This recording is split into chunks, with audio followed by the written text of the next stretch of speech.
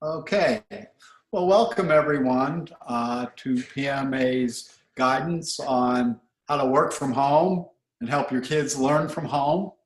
We have a great speaker and a great program planned for you today. Uh, Hillary Hytken Morrow is our presenter today, and Hillary is the founder and CEO of Fairchild Education Services, a firm that provides tutoring to children attending kindergarten to high school. She's got two locations in Columbia and Sandy Spring. And just before you guys got on the call or on the webinar today, she was telling us about a new client in Moscow who she's going to help with the ACT, SAT, and another one from Iceland that got a full ride to Vanderbilt. So she's got a pretty good track record in helping people out. I will be helping students out and helping students to learn.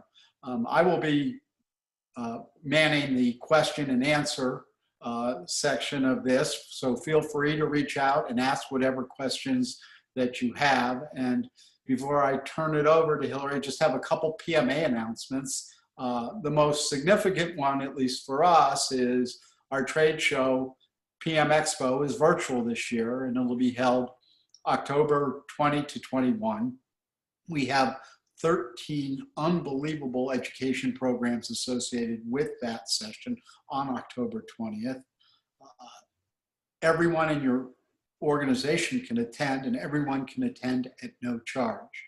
So if you would like to register, now is a good time. You can go to www.pmexpo.vfairs, that's V as in Victor, fairs.com. And with that, I will turn it over to Hillary to help you help your high school students navigate learning from home. Hi, everyone. I'm Hillary Morrow. Thank you for the intro, Tom. I did this for elementary and middle schoolers last week, and we're going to touch on high school a little more this week. I taught for 10 years at a small private school in Maryland, started the business 10 years ago, so I've been full-time education for 20 years, tutored always. I find that being able to work with kids one-on-one from kindergarten straight through college has really been the way I've picked up everything I know. Classroom learning is hard. Classroom learning from home is harder. With that, we'll get started. Bear with me, the slides move a little slow, and I don't want to click more than once.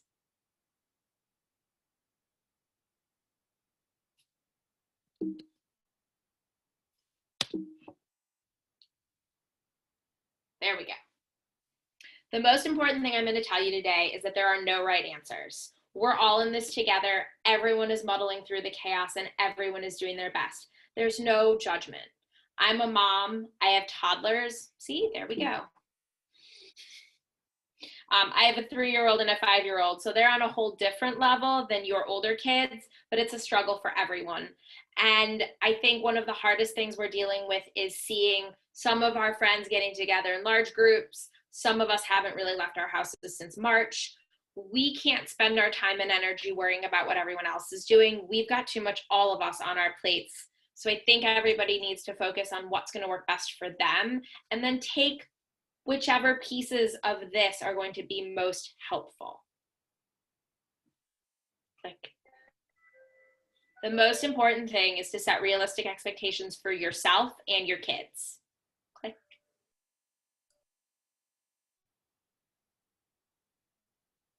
Next slide. All right. What do I mean by realistic expectations? Let's start right now by realizing none of us can work a 35+ hour a week job and be the best homeschool teacher parent in the entire world. We're all trying. Something is going to give. Tom? It's 100% okay. We're still in the middle of a pandemic. I think we all need to give ourselves a little bit of space for things to fall between the cracks. Tom? How can you be good at teaching your kids or helping them learn and working? It's possible. It just takes a little bit of patience and creativity. First thing, and I want to stress this, it'll come up again and again, talk to the school staff, teachers, principals, anyone of note. Your kids are old enough, they have a counselor whereas like the little kids really don't, they have their teacher. Begin a dialogue now, early in the year, expressing your support for their program and your understanding of the task at hand. Do not be afraid to ask questions. Your kids may not want you reaching out. I think this is one of those times where you overrule them. It is so important for the teachers and the school staff to know that you are supportive and to know that you are aware of what's going on and you're willing to be as involved as you have time for.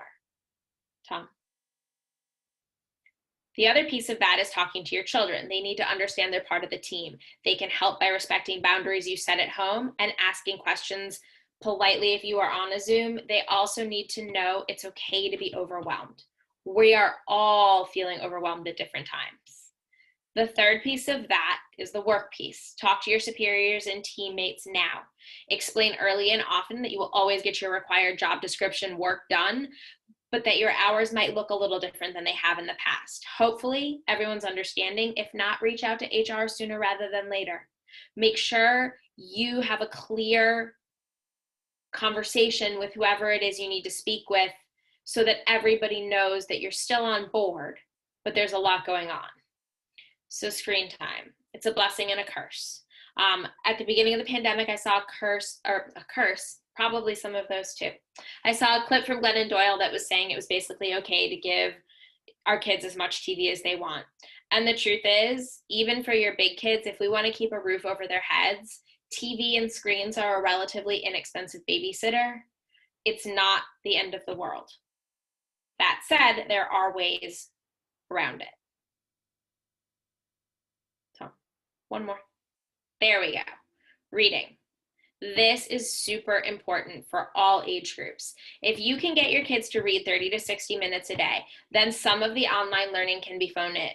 I'm not saying it should be, but I am saying that the reading will make up for a lot of deficits we're all worrying about. It doesn't matter what they read either. There we go. Read what? The short answer is anything. Really, it's the long answer too. Anything as long as it has words. The newspaper, the cereal box, I'd prefer classics like Shakespeare, but I'll compromise on Harry Potter. I don't care if it's magazines. A lot of my kids ask about BuzzFeed. That's not reading. That's looking at memes. But if they're willing to do 30 to 60 minutes of reading a day, it is going to be so beneficial long term. Tom? All right, that brings me to another piece of the puzzle. There will be days, either because of work or a chance to do something as a family, or simply because your kid needs a TV marathon, you'll opt out. You will hear that this is the end of the world. It's not. Simply communicate with the teacher that your child is opting out. No explanation needed. You are the parent. Some kids are going to need more breaks than others, and that's okay. Tom? I'm not saying you should opt out every week, but there will be days. And again, if you have an open and honest communication with the teacher and the counselor, it'll end up being okay. I need you to understand you are not the only parents struggling with this, and the counselors and the teachers are struggling as well. Everybody is on the same team, although I know it doesn't always feel like it. Click. All right, helping your kids take this seriously. I know there are a lot of kids struggling with the new system. Talk to your kids about your expectations. Every family is different, but clarity is important. If it's helpful to write expectations on a whiteboard or a piece of paper and stick it on the wall, do it. If there are blended or two separate homes, make sure the communications go both ways. I know that gets harder as kids get older, get themselves to and from a different parent's house, or just aren't as communicative. But the more talking that can be done through this current situation, the easier it's going to be for everyone. Click. Get your kids set before you have an important meeting. If your kids are kind of 12 or above, talk to them about the fact that it's an important meeting, right? Let them know that you need that hour, that they need to figure stuff out on their own unless the house is burning down.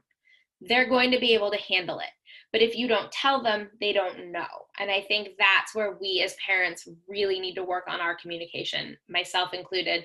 My toddlers, they're not here at the moment, or they would be busting through the door. If you can afford it, buy quality headphones for you and your kids. That will make some of this a lot easier for everyone because nobody's stepping on each other's toes when they're on Zoom. Click. Workspace. I think kids doing work in their rooms are more easily distracted than kids who do work in living spaces. I know it sounds counterintuitive, but once that bedroom door closes, the teenage mind goes, ooh, cell phone. Ooh, I could do my makeup. Maybe it's time to do my hair. And then they start wondering about what they're missing outside of that door. It's really hard for them to stay focused. If you have the space, set your kids up in the kitchen or the dining room, even the living room. Move a desk in there if it's a room that you guys don't use much. Check in on your kids often, even if it's just a hand on the shoulder as you pass by on the way to or from another Zoom or into the kitchen or to the restroom yourself. Teens want to know you are there, but they're often afraid to ask for support. They feel like they should be able to manage it all themselves, or they see that you're stressed and they don't want to add to your stress.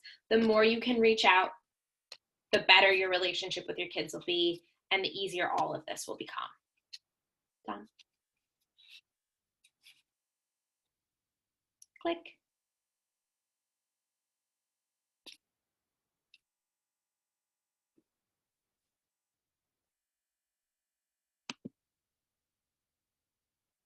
Tom?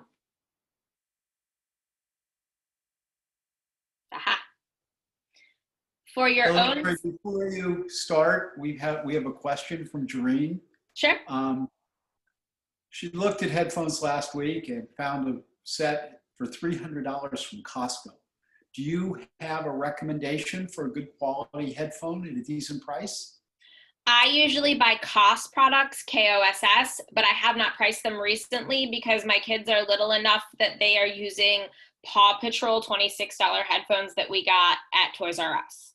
But I am happy to look into it and see if there's something more affordable. $300 is ridiculous. You should be able to find something pretty cost effective, I would guess, on Amazon. Thanks. Sure. Okay. Workspace for adults. Put yourself in a room with a door. If you have a dedicated office, that's great. If not, the bedroom works. You need to be able to shut off what's going on with them and focus on your work when you have things scheduled that need to get done. And I think it's really okay to work with your teens and talk about your responsibilities and the fact that they need to be respectful of that because you're working to provide them food and a roof. Tom? Snacks. We all worry about what our kids eat. Some are picky, some eat constantly, and some eat like birds. I'm not that person. I wish I was. High school kids are old enough to understand that eating you out of house and home is a real concern. They're also old enough to think about how many calories they're consuming. It's not good for kids to sit and eat 24/7 any more than it's good for us, although I think many of us probably started the pandemic doing exactly that. I know we did at my house. I learned to bake and frost fancy cakes as a hobby and made way too many of them. Talk to your kids about good choices, apples, bananas, Kind bars, popcorn, and bad choices. We all know what those are. Open discussions about food are really important during this time. It sounds like an aside, but it's all wrapped up in sort of teenage mental health, and I think that's probably one of the biggest concerns, even more so than academics, with what's going on in the world right now. Tom? So this leads me into eating disorders. This is for male and female children. The anxiety that the pandemic has brought on and feeling very much out of control has sent a lot of teenagers teetering over the edge into an eating disorder. Keep an eye on your kids, and again, keep talking openly. Communication is so important right now. Tom? This leads right into depression and anxiety. These are very real and manifesting in children and adults. I find that, again, the more open you are with your kids about your own struggles, the more likely they are to approach you with theirs.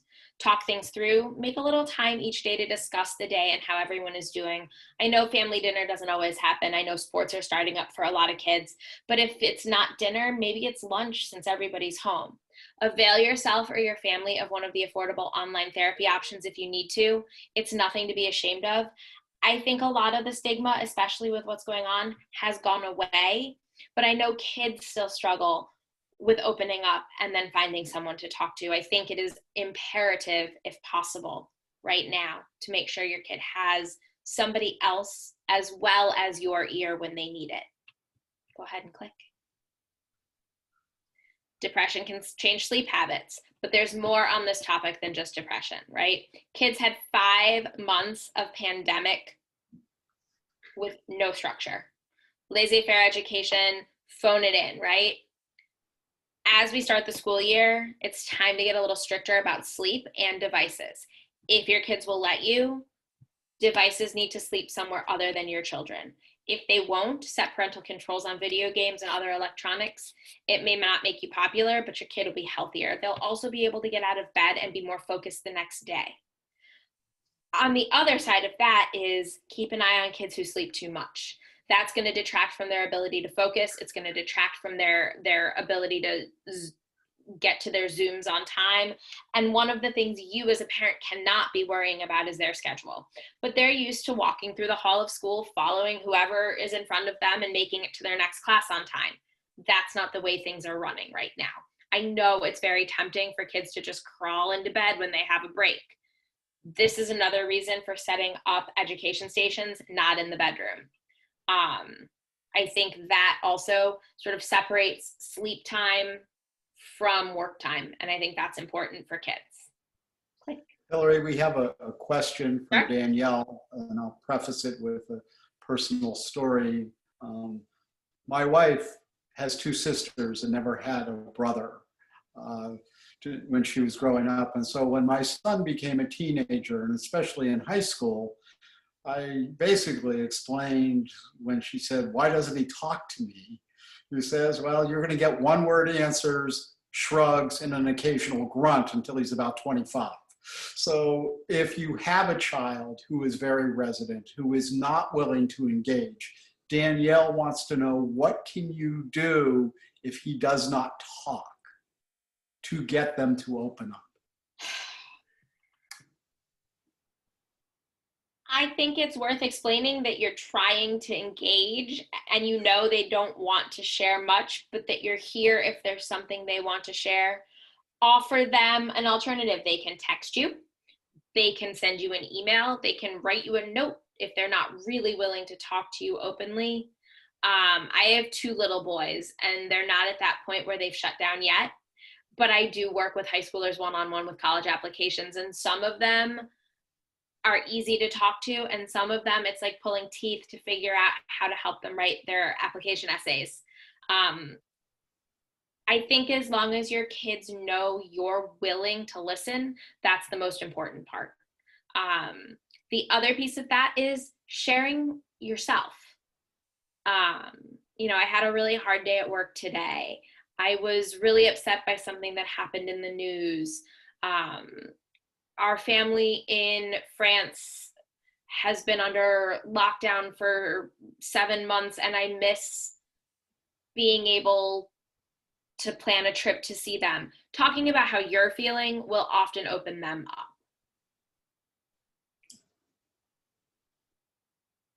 Next slide. Hygiene. I shouldn't even have to mention this, but keep an eye on your kids and their cleanliness. No one but you can smell them on Zoom, which is probably great, but too many days without bathing is yuck and a sign of depression. Also, and this sounds ridiculous, clothes are important. I have a young man I see weekly for college application help. He never wears a shirt. I don't know why he thinks that's okay, but he has not come to a single meeting since June wearing a shirt. So just be a little bit aware of the way your kids are presenting themselves, because it'll make them feel like more functional people if they're still doing some of the routines that they did before the pandemic started. Go ahead and click. Giving back. It seems counterintuitive, but this is a really good opportunity to do some community service and to work with your kids if you have the time at giving back. So many of the local schools expect a certain number of community service hours to be completed. I'm not necessarily worried about those hours because I think they're going to give kids a pass given the pandemic. But I think it's a really wonderful opportunity to find a way for kids to help others, particularly because it does feel impossible. Send cards to an orphanage or a local nursing home, adopt a grandparent, weed a neighbor's garden. If you want more suggestions that are more specific to your child, Tom can give you my email, or we can do that in the question and answer. I have a million suggestions on this. It's a really good time to focus teen energy in a positive way so that they don't have as much time to get into trouble. Go ahead and click. I think the most important thing to remember is kids will remember this extra time with their loved ones as a positive. You have to work, that's okay, so do they. But the quality time at the end of the day at dinner or while they're preparing for bed is really, really important. And it's the best way to gauge their emotions and then share how you're feeling as well.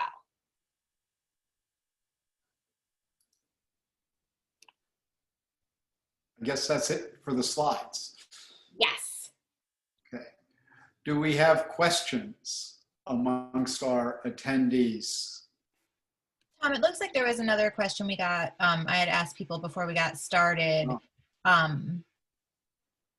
Any suggestions, I guess maybe you answered this, for helping scholars be engaged and not distracted by visiting other sites, and also how to manage screen time, taking breaks from screens when time is allotted? I think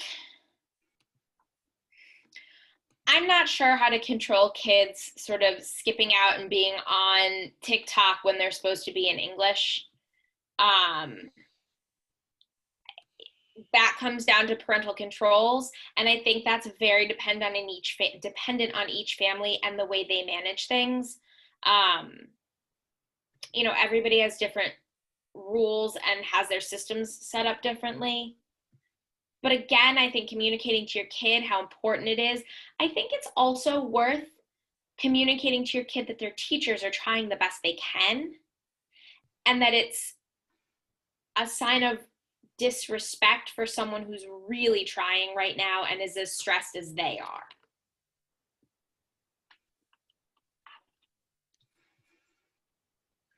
Hillary, could you just, and I'll send it out, but could you just tell people what your email address is? Sure. HILLARY at Fairchild, FAIRCHILD.edu.com.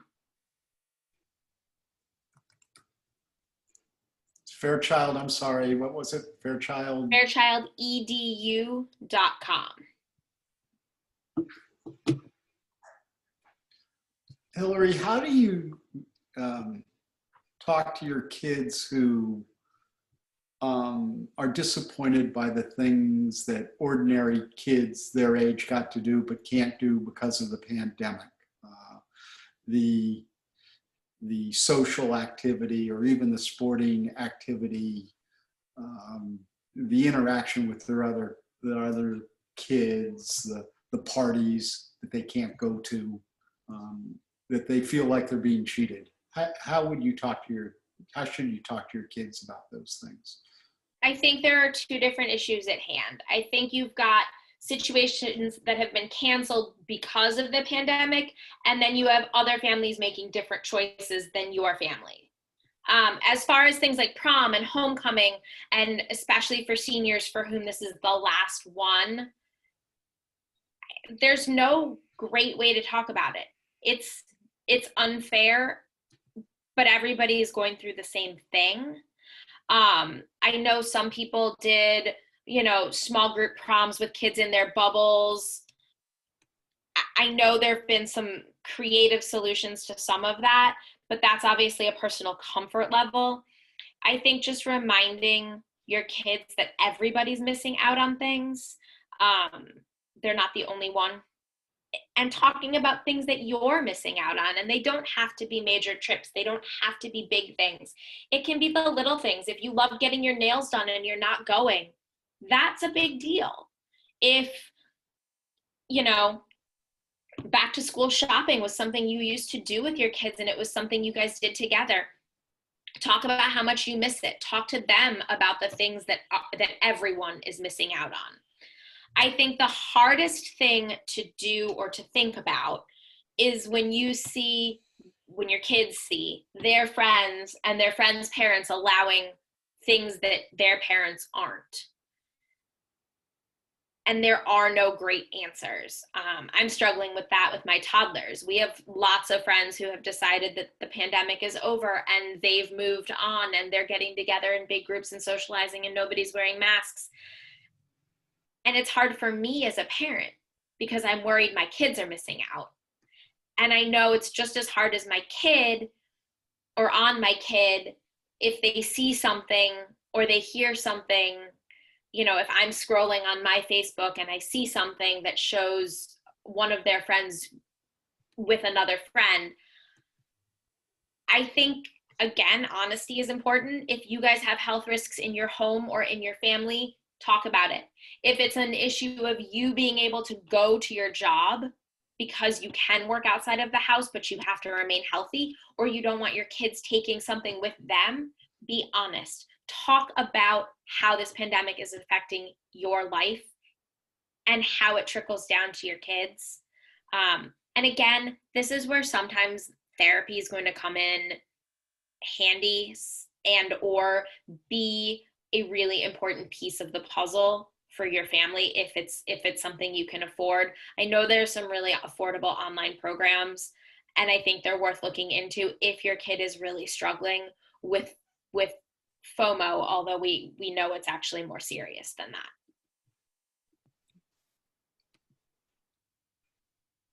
Do we have any other questions, comments, ideas that the group would like to share?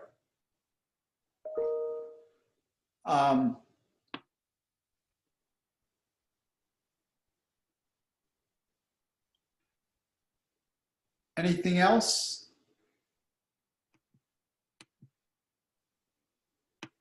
I want to thank Hillary for sharing her thoughts with us and her expertise.